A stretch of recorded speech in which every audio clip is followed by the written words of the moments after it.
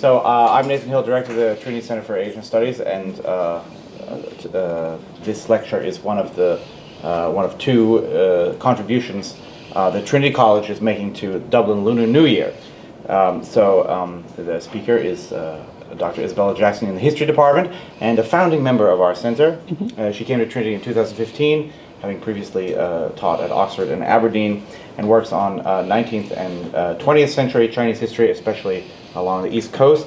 And she had a laureate award called China Child, Slave Girls and the Discovery of Female Childhood in 20th Century China, which would everyone please turn your mobile phones off before we start the lecture? That would also be nice, yeah. Which just recently finished. And she will be talking about, as you know, the classical Chinese gardens through the centuries and Dublin's Suzhou Gardens that are in St. Anne's Park. Yeah. So thank you very much. Thanks, Nathan. You're very welcome. Happy Lunar New Year, 新年快乐. As you've just heard, I have worked on modern Chinese history for some time, particularly the history of Shanghai, which is a city close to Suzhou, which, as you'll see, is the home of classical Chinese gardens.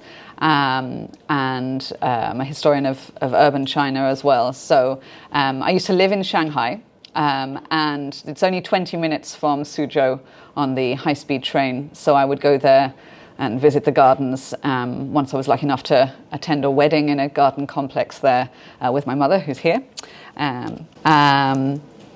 So I've been to a number of the most beautiful gardens in Suzhou, and I'll be talking to you about some of those today. But just before I do, let's talk briefly about the year that has just started, the year of the horse. The horse is associated in China with vitality, energy, strength, speed, confidence. And if you were born in a year of the horse, which would be 1955, is that right? No, 1954, 1966, 1978, 1990, or 2002, then this is your year, but that's not a good thing. You're actually supposed to take extra care in your own year. And if you're associated with these characteristics of the horse, then you need to guard against being too impetuous in particular in this year, because you're likely to err that way if you were going to err in any direction. But as you probably are aware, the Lunar New Year is celebrated throughout East Asia. It's probably the biggest festival in the world, and certainly this week is the biggest migration that happens anywhere in the world.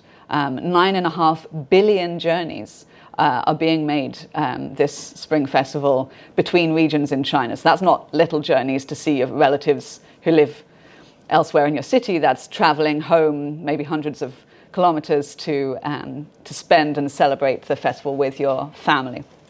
So that's the context of why we're meeting. But I'm talking, as you've heard, about classical Chinese gardens in particular. The theme that was chosen for this Lunar New Year festival was was conservation and nature, and so I thought this was a good fit. And also I was invited last year by Dublin City Council to explain to their staff in the Lighthouse Cinema the kind of context for this classical Chinese garden that the council manages in St. Anne's Park. So I did a bit of digging, metaphorically, to research for that, and got more and more interested in it. So this lecture is the kind of culmination of that process. So as you may know, St. Anne's Park is a big park, the second biggest municipal park in Dublin, just there near Bull Island. And it's been owned by Dublin City Council since they bought it in 1939 from the Guinness family.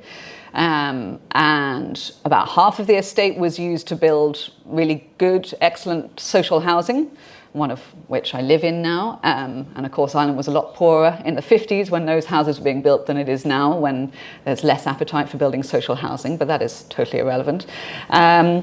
But it was in 2012 that the council acquired this classical Chinese garden. It was actually built for the Bloom Festival that was held in Phoenix Park in 2011. And it was built by the Suzhou Municipal Garden Bureau, which is an official Suzhou-based authentic maker of gardens, and they manage all of the gardens that are open to the public in Suzhou now. And they built it, and then it was a gift from the people of China to the people of Ireland, but it was temporary. It was there for this short festival, and then afterwards, it seemed too good to dispose of, and Noel McAvoy, the executive park superintendent at the council, said, "We'll have it, thanks very much. We think it could go in St Anne's Park." So it's located in the walled garden, which is here. And you can find it if you know the clock tower. You just go through the clock tower and turn left through a little gap in the hedge. So I really recommend that after you've learnt all about it today, you go off and visit and enjoy it. It's very beautiful. But what I'm going to be giving you today is a little bit of the history of the gardens. I am a historian after all, so I'm going to talk a little bit about Suzhou, where the garden came from, and talk about the developments of the Suzhou tradition of Chinese gardens. I'll talk about the way these gardens were used historically, the principles that underpinned how they were built, and the key features to look out for. And then I'll end by applying all of this to the Irish-Suzhou Garden in St Anne's Park, so that you can then go yourself and see all of these things and appreciate it as it was intended. So this is the city of Suzhou. It is a major city. About 7 million people live there now. As you can see, on the east coast of China, just close to Shanghai, as I've mentioned. And you can see on the tourist map where the gardens are kind of scattered about. But at the height of the gardens in the late Ming Dynasty and early Qing Dynasty, half of the city was given over to gardens. So there's plenty there still to visit. There's 60 that are open to the public, but there were over 200. And these were private gardens. They weren't public gardens, but they've been open to the public since the 50s. It's one of the things that the People's Republic did, in line with kind of communist ethos. I mentioned the high-speed train. That's the rapid train that will connect you in just 20 minutes between Shanghai and Suzhou. And it was always a well-connected city. It was founded as long ago as 514 BCE. And it was on the Grand Canal, which was the route from the capital in Beijing down to Hangzhou, which is about 160 kilometers south of Suzhou, so about the distance from here to Waterford. And there's lots of canals there. That's the big canal, but there's lots of smaller canals contributing to it, and rivers and waterways. There's a lake in the city centre. There's another big lake outside. So it's sometimes called the Venice of the East. And all of this is very favourable to developing gardens. And the Gardens of Suzhou are a designated UNESCO World Heritage Site in recognition of their uniqueness and their cultural significance. Just to make clear, it is also a modern, thriving, bustling city. That's another view of the city with this skyscraper, which is affectionately known as the Trousers in Suzhou, because that's what they look like. But that wasn't there when I visited. I was visiting in 2010, and that was only finished in 2016. So the principles that underpin the building of gardens, and I'm using the word building advisedly, and you'll see why, can be traced back to really ancient origins in China, way before Confucius even, and the emphasis that was placed on harmony with nature. But Confucius, one of the things that's attributed to him is saying that the wise take pleasure in water and the kind find happiness in a mountain. And these are the kind of core features of classical Chinese painting, but also of the gardens. A couple of sayings that are closely associated with Suzhou Gardens specifically is one that goes back to the Song dynasty 1,000 years ago. Above is heaven, below is Suzhou and Hangzhou. So these are these very beautiful cities, and they have been highly valued for a very long time. Hangzhou is famous for its West Lake. Suzhou has the lake and it has the gardens. There would have been gardens in Hangzhou, but they're not quite at the high level of the Suzhou Gardens. And then the gardens in Jiangnan are the finest. Suzhou Gardens are the best in Jiangnan. Jiangnan is literally just the area south of the Jiang River. And this is historically the most prosperous part of China. It was a very favorable agricultural land in the Yangtze River Delta, and that is one of the reasons why the gardens developed in this particular region and reached their apogee there. And one of the key designers of Suzhou Gardens, Ji Cheng, who we'll meet again, said, "The garden is created by the human hand, but should appear as if created by heaven." So that is kind of part of the ethos that underpins them. The very first Suzhou Gardens that we have a historical record for go back as early as the 4th century BCE. So that's almost as early as the founding of the city. So, if you think what Europeans were doing in this sort of era, living in caves or maybe putting up the odd dolmen, this is pretty sophisticated in terms of developing gardens for enjoyment. And the oldest extant garden in Suzhou that you can still visit today is the Surging Waves Pavilion, or the Zhanglang Pavilion, which was built in 1044, but on a site that had been used for gardens for many centuries before then. And it was like so many of the gardens built by a retired official and a poet. And the gardens are really associated with these members of the gentry, very educated members of the literati, who had to, in order to attain the status of an official, you had to study for many years and pass the most taxing exams imaginable. They make the leaving cert look like a walk in a park or walk in a garden, maybe. So these were incredibly erudite men. They were all men. And when they wanted to retire from the hustle and bustle of politics and bureaucracy, they would go to Suzhou and they'd cultivate a garden. So there's a very long tradition of that. And the gardens that they built were built with kind of longevity in mind. So there's another saying that it takes 300 years to build a garden.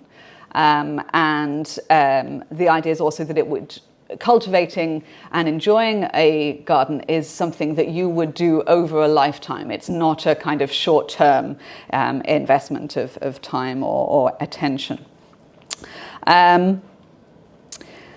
The Zhanglang Pavilion's name comes from a poem from around 300 BCE, which goes, "If the Zhanglang River is dirty, I wash my muddy feet. If the Zhanglang River is clean, I wash my ribbon." And the founder of the garden had left politics in disgust because he found it so corrupting, so polluting.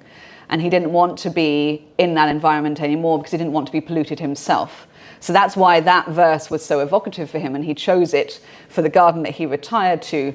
And so it's kind of a comment on the politics of the day and of his choice of where he wanted to cultivate his own virtue, which he didn't feel was possible in his office. During the Mongol conquest of the Yuan dynasty that came in the 13th century, this kind of feeling increased. It was a very hard time to be an official. So a lot of people turned their back on politics and turned to cultivating their gardens instead. But in the years after that, there was less kind of economic flourishing, and a lot of the gardens fell into disrepair. There was less attention paid to them, there was less money for their upkeep. So there was kind of an early peak then in the Song dynasty that falls away in the later centuries. But then we have a renaissance in the Ming dynasty, particularly towards the end of the Ming dynasty. And this is, not coincidentally, a period in which the wealth of the region was really increasing, with grain production, silk cultivation in particular. And so a lot of those gardens that were in disrepair were repaired, and a wealth of new gardens were built in this era. And the Ming dynasty is associated with gardens that are kind of miniature representations of agricultural fruitfulness. So you would have flowering plums and apples, oranges, peach trees, and this is an interesting thing that we see emerging in this particular era, because it's when Suzhou is rapidly urbanizing. The population was around 500,000 people, and the value of land was rising, so you wouldn't be using it for farming anymore. You would just be developing it, building on it, selling it if you owned it and didn't need it for your own development. And so this moment when the gardens are used to represent agricultural success is precisely the moment when agriculture leaves Suzhou and the surrounding region, and instead the city is importing grain from other regions rather than being self-sufficient. And one of the examples of this trend was the Eastern Estate, which was laid out by a wealthy textile merchant, Wu Yong. And he had different areas in his garden for cultivating rice, vegetables, mulberries, and it's the mulberry leaves that silkworms feed on, bamboo, wheat, and there was even a studio of rest from ploughing. Obviously, no one was really ploughing in his garden, so this is all representational. It's notable that he's a merchant, so that's a step away from the traditional idea that it would be officials and poets that were developing these gardens. You could now become a member of the elite through trade, being a merchant, which was traditionally looked down on in China as a less worthwhile use of your time. So, this merchant who is not at all engaged in agriculture was trying to show that he's still in touch with the natural world through cultivating his garden.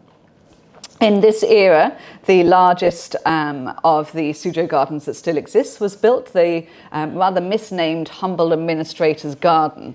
And my mum and I visited this and we agreed there was nothing humble about it. So that's the ones you can see in the image here. A better translation might be the garden of the unsuccessful politician. And the politician in question was Wang Xianchen, who built this in 1513 after he retired in 1510. Again, the site had been used for gardens since the 12th century and had been constantly rebuilt. But he laid out the garden as it stands, the layout that we have today. And he took his name again from a much older poem from around 280 CE, in which the lines, "I enjoy a carefree life by planting trees and building my own house. I irrigate my garden and grow vegetables for myself to eat. Such a life suits a retired official like me well." And then later in the poem it says, "This is the way of ruling for an unsuccessful politician." So that's where the name comes from. Now the poet of that, incidentally, Pan Yue, he had, again, in a similar sort of fashion, retired from political life in the late 4th century because he was finding politics too polluting and too problematic. And things really were quite tough in his lifetime.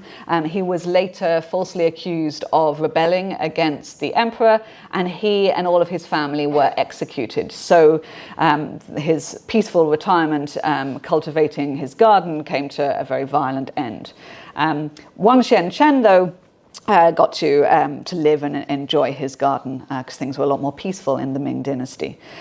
One thing to note in these images is the way the gardens are designed to reflect the seasons. So we've got maybe late autumn on the right, and then a winter scene. This was taken by a drone just this last December, and you see the beautiful winter colours and the stark branches of the trees that lost their leaves.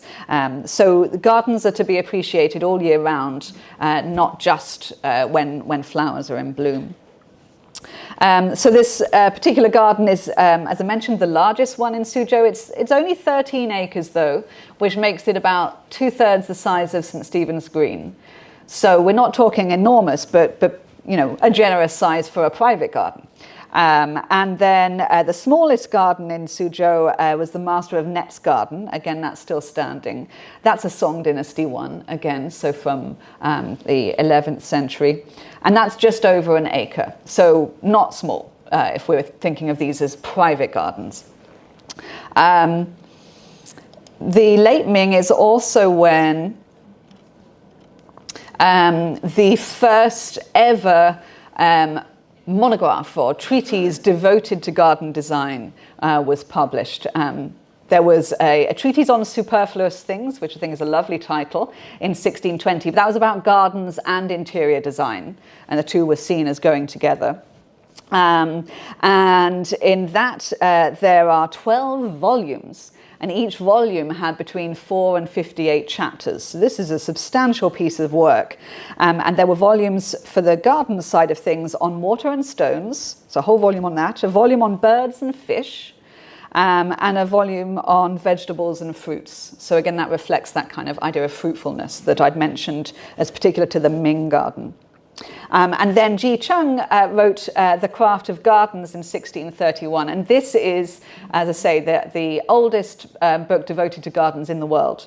And I've quoted him already, but here's another quote from him. "There is no definite way of making the most of scenery. You know when it is right, when it stirs your emotions." Now, it's not coincidental that both of these writers were landscape painters first. And they felt that the best way of evoking the qualities of a landscape painting was by designing gardens. Ji Chung modestly said, you know, "I'm no good as a painter. I have to look at the great artists of the classical era rather than painting myself. But what I can do is I can design gardens." The term for landscape painting in Chinese is shanshui.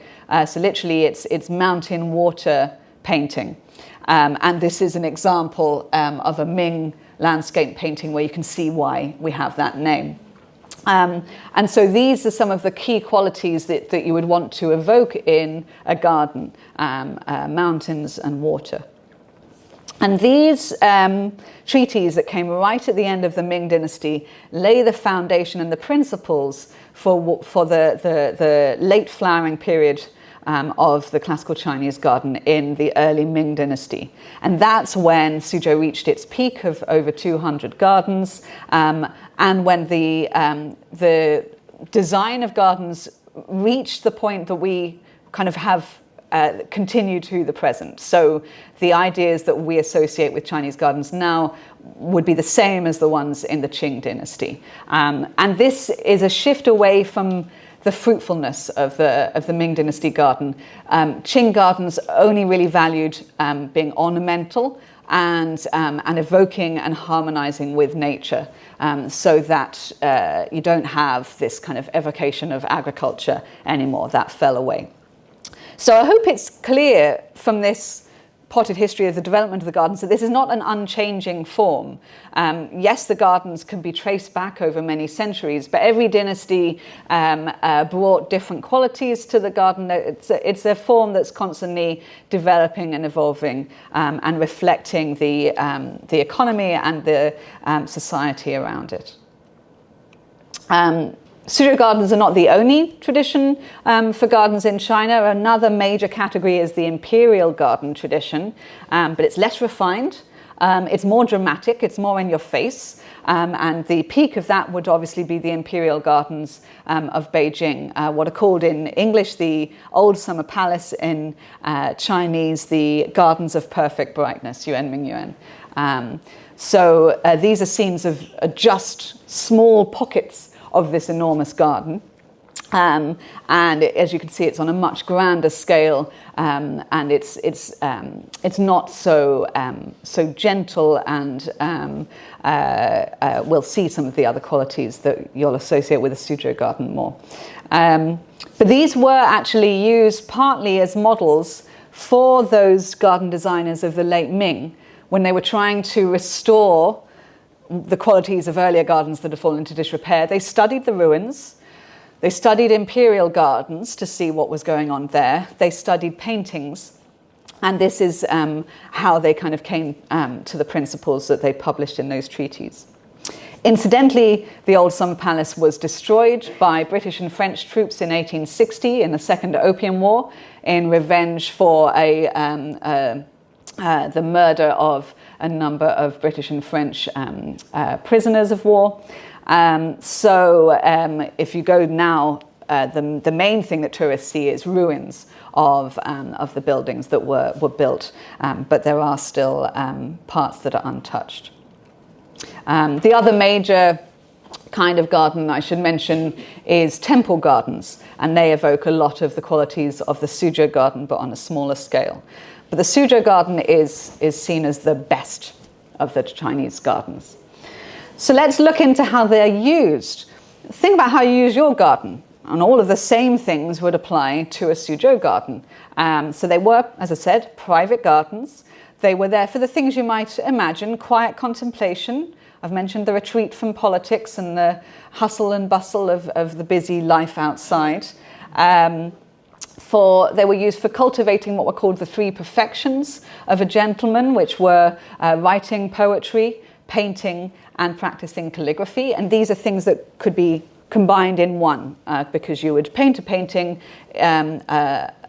write in beautiful calligraphy a poem that matched the painting, and this would all be one piece. And this is something you do in your garden, which of course was trying to evoke the qualities of classical Chinese paintings, and then paintings themselves often came to depict gardens. So it's all mixing together very nicely. But these are also social spaces, just like your garden. In the summer, you might bring people out to your garden. So this is an artist from Suzhou, and she is painting here a scene of women playing music together in a Suzhou garden. And a man who may have been her husband, Yo Chiu, here depicts men mixing business and pleasure, I would say, in a garden, because they've got maybe hard to see, but they've got a scroll laid out on a table, but they're also drinking and chatting in this beautiful space. But they were also places where you would showcase your wealth. This is expensive real estate. Suzhou is a very wealthy city, and because these are walled cities, the space is finite. So the fact you can devote more than an acre of your land to a garden shows how wealthy you were. You're also showcasing your culture, your good taste, your understanding of all of these principles that underpin gardens. So they're also kind of spaces for showing off. So let's turn then to what are these principles that underpinned the design of the gardens. The most basic principle, the idea of a harmony, unity between heaven and earth, or heaven and humanity, Tianren Heyi, is a really ancient idea that predates Confucius, predates Taoism, Confucianism, and certainly the introduction of Buddhism from India. Back when China had shamanistic beliefs, where people have animal spirits, and trees and things in the landscape had spirits and personalities. And then that same principle was adopted into Confucianism, into Taoism, and then meshed very nicely with Buddhism when that was imported. So that's the first thing, the idea that humans are of nature, of the natural world, and it is right and appropriate for us to be surrounded by nature and to bring nature to us, and that this is kind of good for the soul. The four core components that you should find in any classical Chinese garden are water, stone, architecture, and finally plants and trees. So this is obviously very different from a European garden where the plants are the core thing. It's all about pretty flowers, basically, in a European garden. And if you're lucky enough to have a massive garden like a palace court, then it's about beautiful vistas as well as trees, lawns, and flowers. But that's only a small element of a Chinese garden. Water can be preferably would be real water in pools, but it could be represented by stones. Stone is representing mountains, and you can see good examples of this from the Tanlang Pavilion in Suzhou. And the way these stones are created, there would be stone artists whose job, that would be handed down in the generations, was to cultivate just the right kind of stone for a beautiful garden. And they'd drill little holes in it, and then they'd leave the stone in the Taihu lake outside Suzhou. So these are called Taihu rocks. And over the years, the rock would be worn away by the waves, and that little drilled hole would expand. And then it might be the original person who'd put the stone in the water, his son or his grandson, who would actually take the stone out and put it in the garden where it was wanted. And then you would prefer quite erect stones because they better evoke the shape of a mountain. We don't want smooth stones. You want high texture, interesting shapes, holes, and an evocation of a rugged mountain. The architecture reflects the kind of harmony of the lived environment with nature. So you literally would have your house in the garden, but there should be a kind of integration between the house and the garden, which would be achieved by having pavilions, covered walkways, ornamental architecture in the garden. And then the plants and trees are there doing a job. They are symbolic. Plants might be evoking forests. They might be there to cast interesting shadows, to engage the senses. This is a really important part of a garden. It's not just something to look at. You should be able to hear the wind rustling in the leaves and maybe touch the coolness of water, raindrops gathered on a broad leaf. So blooming is part of it, particularly in the Ming Garden, as we saw, but it's not the main purpose. And of course, the blooming might be to give a beautiful scent, to engage the sense of smell as well. Another big difference between a European garden, which is normally designed to be seen all at once, is these are designed that you have to walk through them. You will never see the whole of a Chinese garden, even a very small one, even our Suzhou Garden, from one point. You're supposed to walk through it. Visiting a garden should not be a passive activity. You have to engage with it, engage your senses and move around in it. And then you're kind of led through. There'll be open windows that invite you to see what's the next view. And then the architecture then is kind of performing this function of providing you with a view and kind of giving you the feeling that you are seeing nature. Ji Cheng, that Chinese garden designer I mentioned of the late Ming, he felt that a good Chinese garden or a good Suzhou garden would enable you to feel like you'd walk through the whole of the province that he was from, Zhejiang province, Jiangsu province, and appreciate the whole, all the varied landscape just in this one garden.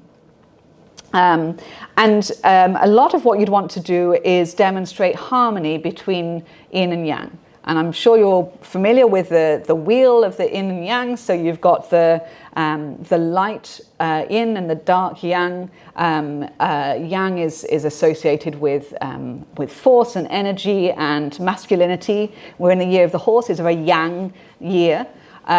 But within that, you always need the yin. You can't have one without the other. And the yin is associated with quiet contemplation, femininity, and kind of the nurturing that we all need. And gardens are places for cultivating yin. So they focus much more on that.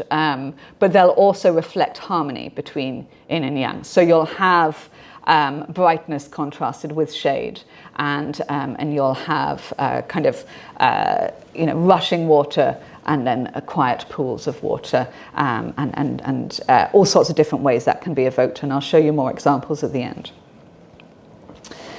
So here we are. These are all photos I took myself late last year of our own Irish-Suzhou Garden. The name is there. at the garden itself, reading from right to left, Irish-Suzhou, so literally Irish-Suzhou Garden, but the word for Ireland, Ireland, the first character is love. And the first character for Su is also orchid, so it could also be read as Love Orchid Garden. So here we are. This is what you see when you visit, and it's got all of those qualities that I've mentioned that we need to see in a Suzhou garden. So it has the architecture. In the roof tiles, you notice that the Chinese-style roof tiles, the water would gather and drip off them. And again, that's going to engage the sense of hearing and have the quality of cool water. There's open windows you can look through. There's bamboo giving you a shade contrast and also the sort of wind rustling in the leaves. There's a seating area for you to sit and maybe write some poetry or practice your calligraphy or do some landscape painting or just quietly contemplate your surroundings. Here's another open window, and what works very well, this garden is located within a much older Irish walled garden, and you can glimpse that, and this is all kind of to the good. It's not a clash of east and west or anything.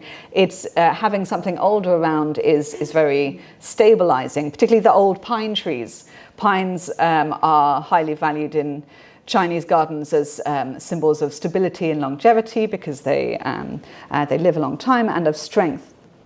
And old trees are things that you'd really want to have in a garden. Then we can look at some of the details you'll see when you're there. There is no water apart from all the Irish rain, but water is also evoked by the stones that are laid out on the ground.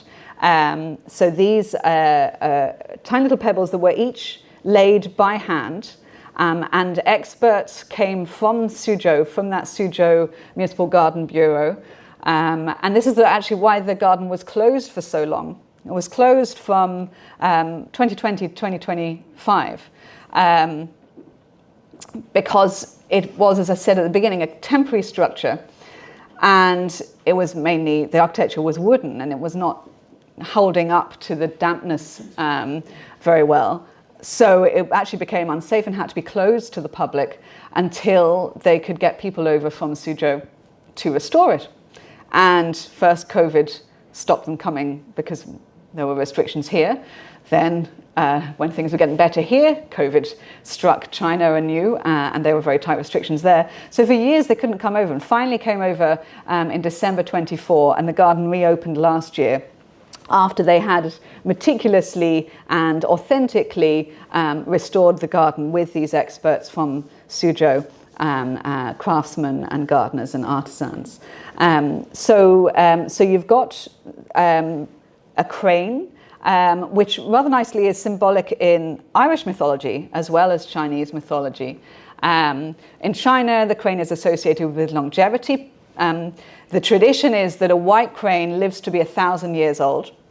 Then it becomes a grey crane and lives for another 1,000 years, at which point it turns black and is then immortal. So that's why it's associated with longevity. And then it's encircled in a circle. So circles represent the heavens. And then surrounded by that, you've got squares and repeated square and circle patterns. So again, you've got the harmony of the heavens and the earth there. I've mentioned the pine and its strength. Bamboo, as well as providing sound and contrast, also represents resilience. And the pebbles aren't just evoking water, they'll also engage the sense of touch. If you go in sort of thin-soled shoes, you can feel the stones through your shoes. And so that's another way of engaging the senses. The rocks fit with, then they were brought over, these heavy rocks were shipped over from China.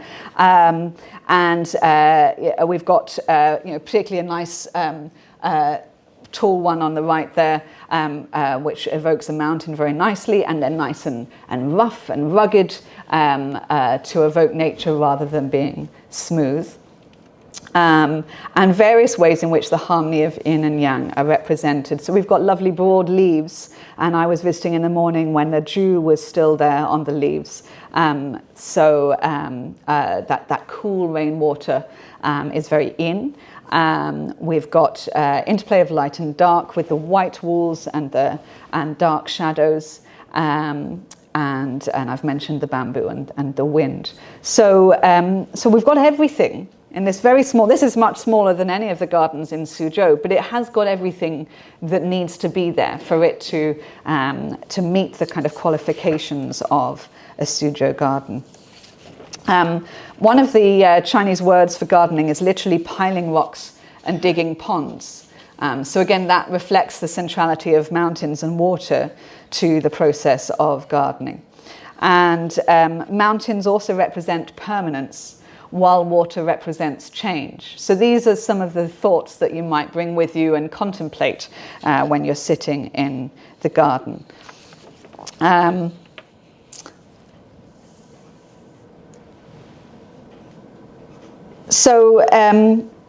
These gardens will, I think they are genuinely kind of good for your mental health. You know, psychologists now talk about the need to ground ourselves by engaging our senses, and here are gardens that were doing that 1,000 or more years ago. So we're very lucky to have this garden in our midst, and I would really encourage you to go and to bring some of what you've learnt today and sit there and engage your senses and walk around and engage actively in the garden and tell other people, because it's really undervisited. People don't know it's there. So I hope you will go. Thank you very much, and I think we've got a bit of time for questions.